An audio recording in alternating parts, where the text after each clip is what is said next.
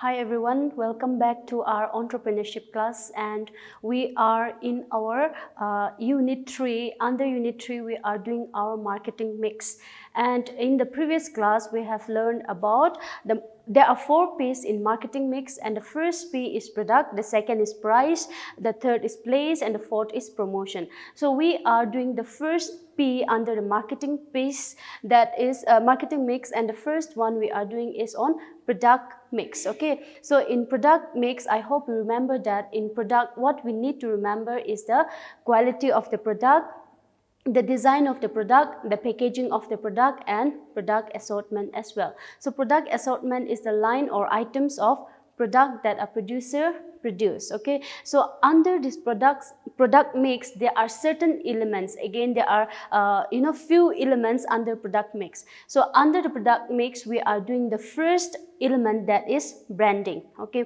so I hope you remember that in the previous class we have discussed about branding. What is brand? So brand is the identification of a product, right? So brand is an identification of a product, and it can be in the form of name, symbol, or sign.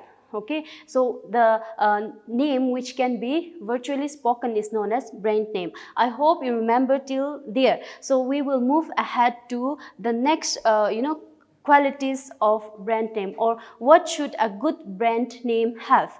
So there are certain qualities which a brand name should have, and in order to let a product be a quality product or quality brand product, we have the brand need to have these following qualities. The first is that brand name should be short and simple. Okay, so brand name should be very simple and short so that people can understand it and remember it and recognize it as soon as they see the product. For example, Lux, right? Lux, Dettol, all those things are very easy to remember and they are very short and simple.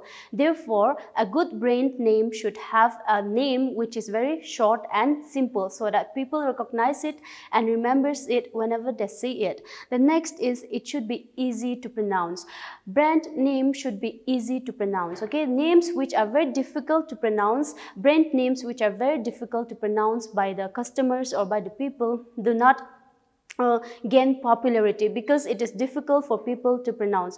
Brand names such as Dyer, right? It's kind of difficult to pronounce, so it becomes difficult for people to remember it. Therefore, a brand name should be easy to pronounce, and not very long name or very difficult name should not be given to a brand as the brand name, because it becomes difficult for people to understand it, remember it, and recognize it whenever they see in the market. The next quality of a brand name is it should be suggestive. A brand name should be suggestive. The product or the brand that they are advertising or they are coming up with should be suggestive. For example, Hajmola suggests digestive properties, right? Hair and Care suggests hair care properties, and Ujala suggests brightness. So brand name should be such that they should be suggestive to the product. That is, they should say what the product means. What does the product what is the product made of? Okay, why is the product made? Therefore, brand name should be suggestive. The next is it should be unique and distinctive. Brand name should be unique and distinctive. Okay, so brand name should be different from the competitors or from the other marketers or other producers. Brand name should be unique and different so that whenever people sees your brand, they recognize it as a distinct product and as a unique product. So the next quality of a brand name is meaning in other languages. When you select a brand name or when you come up with a brand name, okay, you should also see its meaning in other languages. For example, the Nova Ambassador car, the meaning of Nova Ambassador car in Spanish means does not go, whereas the ambassador car or cars are meant to move and to go, right? So in Spanish, the meaning means it does not go. Therefore, you should choose a brand name considering the other languages or considering the meaning of the word in other languages as well. Therefore, it is important for an entrepreneur to consider the name, the meaning of the brand name that you choose in other languages as well. Okay, so in order to let your brand be a good brand name, or what are the qualities that a good brand name should have, are these 5 qualities. That is, it should be short and simple, it should be easy to pronounce, it should be suggestive to the product, it should be unique and distinctive, and you should also consider its meaning in other languages. We will move ahead to the branding strategies. Okay, there are different branding strategies, and entrepreneurs or business people use any one of these strategies. So the first strategy is individual branding. So what is this individual branding that entrepreneurs use? Individual branding means those entrepreneurs will use separate brand name for each and every product they produce. So in individual branding, what an entrepreneur do is that for each and every product that they produce, they will give a particular brand name for each and every product. For example, this Procter and Gamble, they use different brand names for each and every products that they produce. The hair and care, right? Old Spice, etc. All those things, Keme, all those things, they will use different name for each and every product that they produce. The one advantage of this individual branding is that if you do individual branding, you will have recognition of your brand as from different names, and your brand will be in different categories. But again, the disadvantage is that it is costly, right?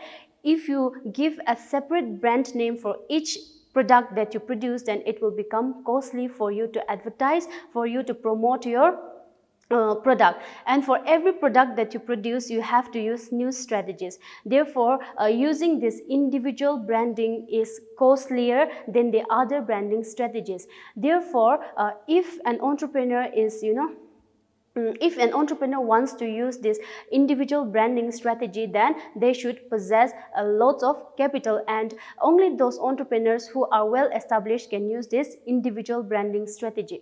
Because for each and every product that you produce, you should give different brand name, and in that brand name you will have to acquire the patent, you have to give the label, all these things. Promoting and advertising also becomes a costly matter. The next strategy is a blanket family branding. In this blanket family branding, it is a strategy where an entrepreneurs or where the products are, where the enterprises uses as a single brand name. Okay, a single brand name for every product that they produce. For example, this Sony, Samsung, LG, right? When they entered into the mobile market, it became easier for the customers to recognize them. It became easier for the customers to recognize the brand Samsung, LG, Sony, right? For each and every set of products that they produce, they use this same name. For TV also they'll use Sony, for refrigerator they'll use Sony, for mobile phones they'll use Sony, for laptops they'll use Sony, right? So this family branding or blanket family branding is a very economical strategy where entrepreneurs use. And another advantage is that if you use the same brand name for all the products that you have produced, you have already built a goodwill in the market, so that people recognize your product easily even if you introduce a very new product.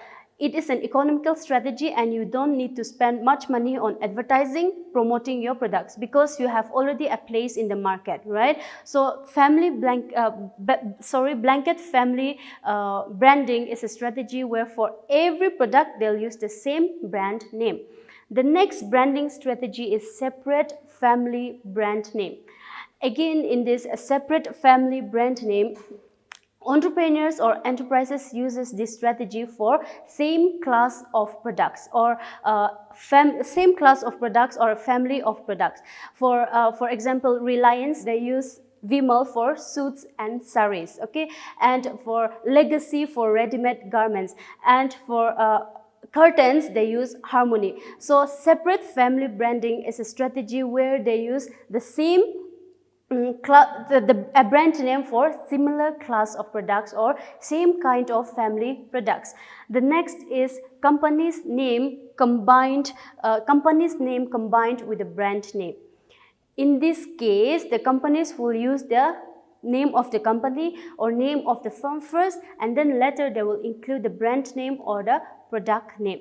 Therefore, in companies, this company's name combined with the brand name or with the individual name will have the company's name at the beginning, and at the end they will have the product name or the brand name. For example, Bajaj Pulsar, right? Bajaj Avenger.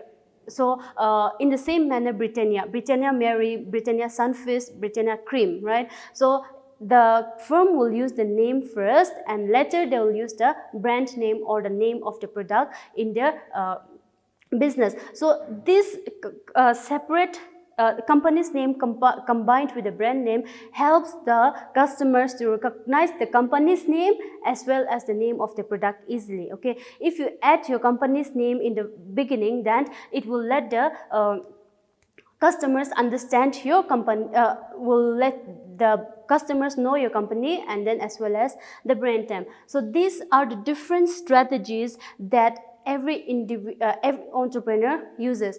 One of them, they'll use any one of them according to their suitable conditions or whatever their wish and whatever will be suitable for their enterprises. So under branding, there are trademarks, right? Trademarks are property rights, or those are the rights protected for a product. And there is also another thing on the brand name, that is tagline. Okay, so taglines are statements, or it can be in the form of a question, or it can be in the form of exclamation. So trademarks are those which are a phrase. Okay, a tagline is a phrase in the form of a statement, a question, and an exclamation, where the tagline will the tagline used to let the customers understand the objective or about the product. Okay, so taglines in UK, it means end lines. Okay, in UK it means end lines. In German they call them as claims. Okay, claims. And in French they call them as signatures, and in Belgium they call it as baseline, and in India we call them as tagline. Okay, tagline, there are different taglines, and for each product they have or for a firm they have a tagline. For example, Amul, right? The tagline for Amul is the taste of Amul, the taste of India, right? Derka Agejite is the tagline for Dew, right? Nike, just do it. Or L'Oreal, you know your word. All those things are taglines. Taglines plays an important part in an enterprise or in advertising the product, because sometimes instead of the brand name, it becomes easier for people and customers to remember the taglines and buy the products, because the taglines are a phrase which is very easy to remember and which relates to the product's objectives and goals as well. Therefore, a tagline is used in advertisement or promoting the products, so that it becomes easier for people to remember the product and the company as well. So taglines are just a phrase used for promotion and advertising purposes. Okay. The next is packaging. Under product mix, we have another thing that is known as packaging. Okay, so packaging, as we all know, that packaging is the outermost cover of a product, or it is a design of the product, right? Packaging can be in different forms. In Coca-Cola, you get in a bottle, right? Biscuits you get in wrapper. And in packaging, there are different kinds of packaging. It can be in secondary packaging, it can be in primary packaging. Secondary packaging can be, when you buy Colgate in bulk, you get it in cartoons, right? So when you unwrap those cartoons, you will again find small cartoons wrapped the Colgate, wrapped the Colgate product. So if you unwrap another cartoon, then you will get a tube which have the actual product. Therefore, there are different kinds of packaging, and packaging is mostly done to save the products. Okay, packaging is done to save the products in transporting the products from one place to another, or to preserve the food or preserve the item until it reaches the ultimate consumer. Therefore, the main motive of this packaging is to is for the security and safety of the product that you produce, so that from the manufacturing unit or the production unit to the ultimate consumer, it is safe and readily available and in proper manner. The next is labeling. Okay, so what is labeling? Labeling is the information of the product. Labeling consists of the different information of the product. In labeling, you get the information about the product, such as how much sugar contains does a juice have, right? The MRP, the expiry date, right? Label contains the information of a product that you produce. So labeling is another element under product mix. Under labeling, what you have to do is you have to write every information about the product. How to use it is also written sometimes in some packages or in some products. Therefore, in labeling, there is every single detail about the product that you are going to sell. And in labeling, in case of alcohol products and tobacco products, there are certain things that is written in the labeling, that is, smoking is injurious to health, right? Or consumption of tobacco is injurious to health. That is statutory and mandatory for the products to have it. Therefore, in labeling, you have to write every single detail about labeling. Okay, so in the product mix, in product mix, there are 4 P's, and under the 4 P, we are done with the first P, that is product. So in product, what you have to consider is the product mix, right? There are certain product mix that you have to consider. And in product mix, the first thing is branding. Remember it, branding, trademark, right? Branding is the brand name, trademark, then packaging and labeling. So in the next class, we will learn about price, the 3 remaining P's, that is price, place, and promotion. Okay, so we are done with the first P of marketing mix, that is product. Thank you.